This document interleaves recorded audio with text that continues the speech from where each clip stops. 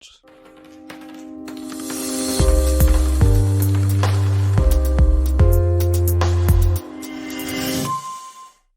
the Hedgerow, one of the things that made me very curious about it is the time traveling aspect. Mm-hmm. And as you mentioned earlier as well, there are several settings that are described within the game. And even at the very beginning of the book, you described, how we have these 4 settings in here, but you can create your own.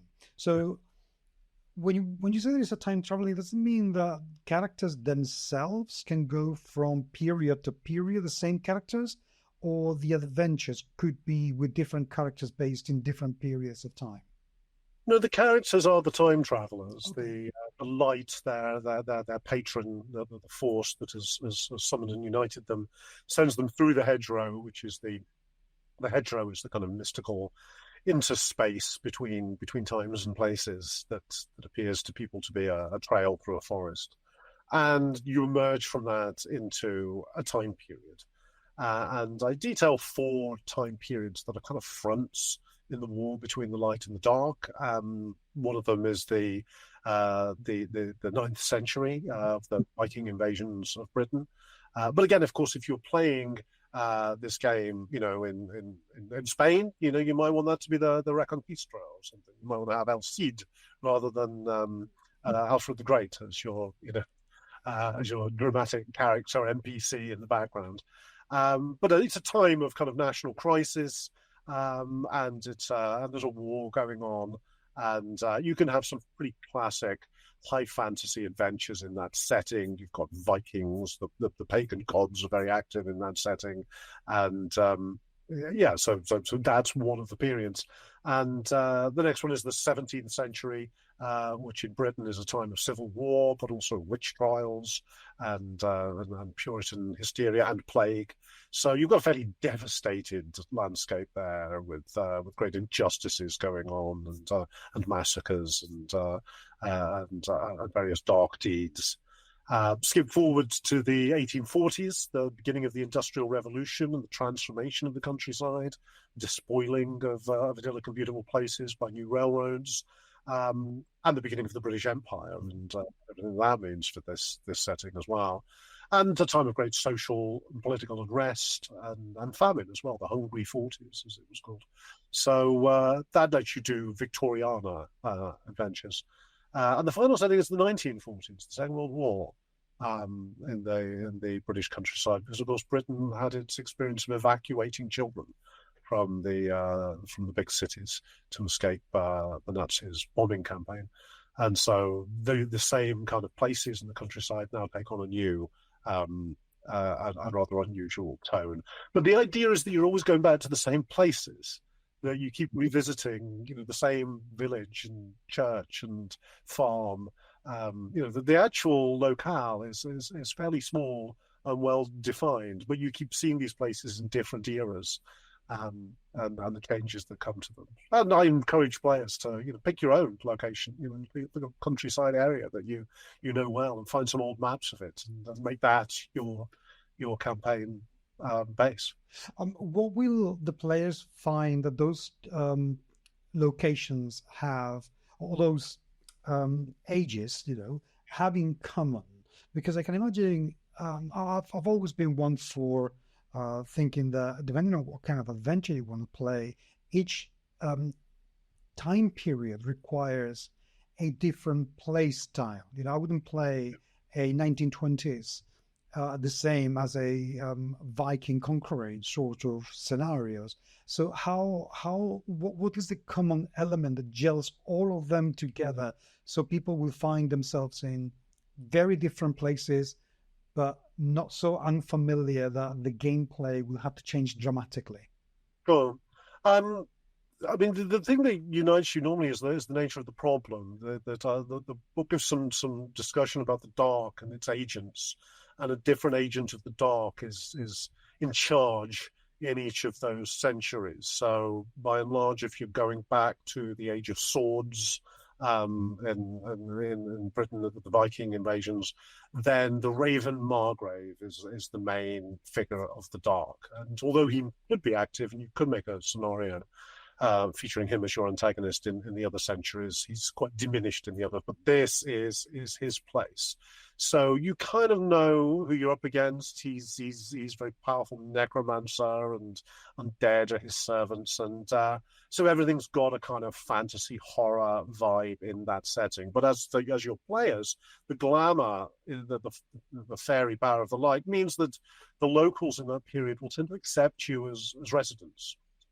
Even if you're a British schoolboy with his homework in his satchel, you'll be perceived as some page or something like that. So you can have a bit of fun sort of fitting into that setting, but that there is this supernatural menace that the humans in this period are unaware of, and your mission normally is to locate it. And find who the Raven Margrave's agent is and stop them in their foul plan. So yeah, it's the dark that you're up against. You're going in as characters who know a lot more than the humans around them. The humans are somewhat unsuspecting and innocent, and you've got to protect them. You must make sure harm doesn't come to them. Even if you're a horrid bugbear, you might want to eat them, but the light won't let you.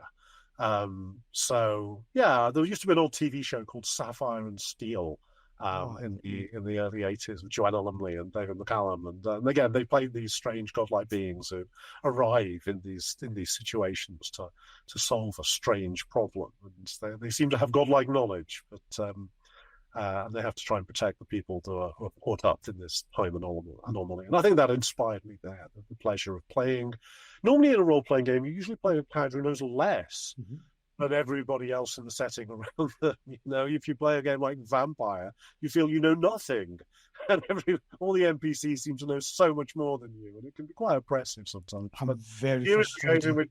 Yeah, oppressive and exciting and grueling. But here is a game in which you actually know more. You can be quite confident that you're agents of the light, and perhaps in a cryptic, riddling sort of way, what your mission is. The humans have no idea, but you have to interact with them.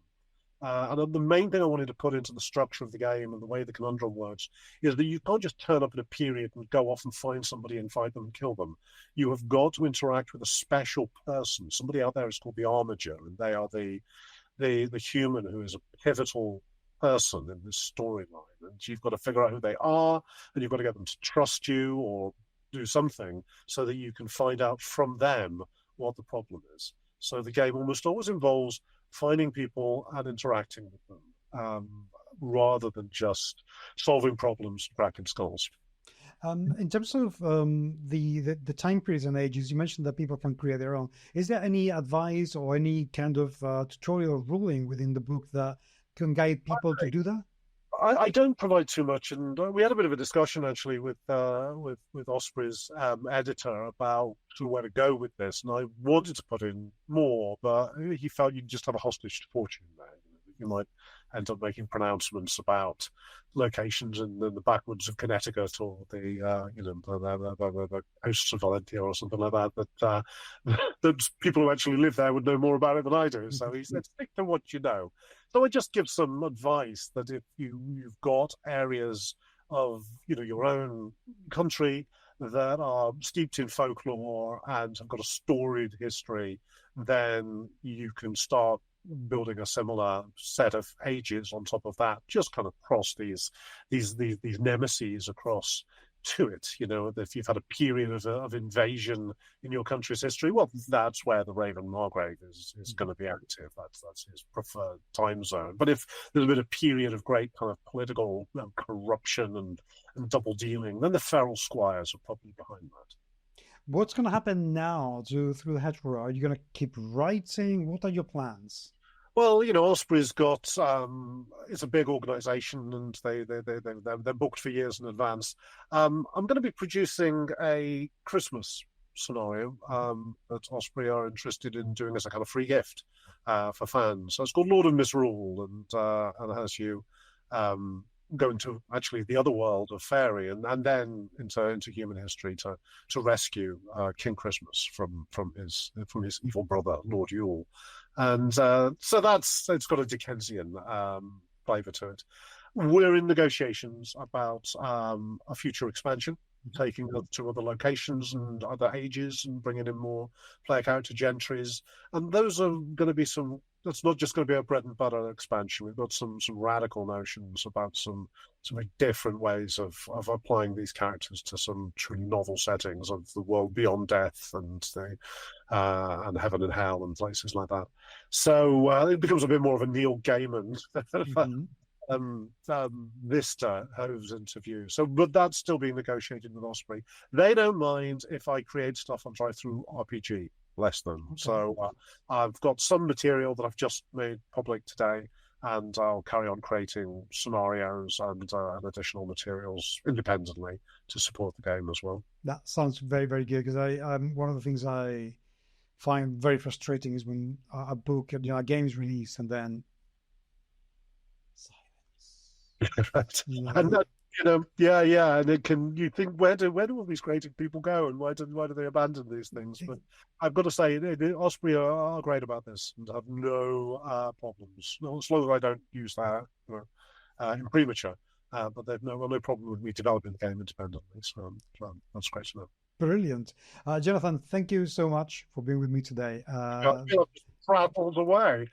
Well, and believe you me, I could be here chatting with you about this for a very, very long time because I'm finding the concept I find absolutely fascinating.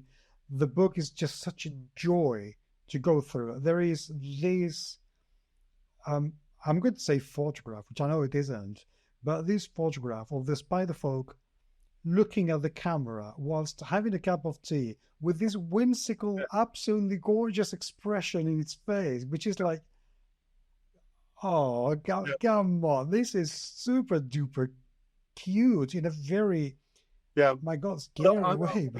I want to give a shout out to Peter Johnston, the artist in the book, whose work there has been fantastic realization. Absolutely stellar, really, really stellar. So I'm super, super pleased. I'm really gagging to keep reading and hopefully bring it to the table sooner or later.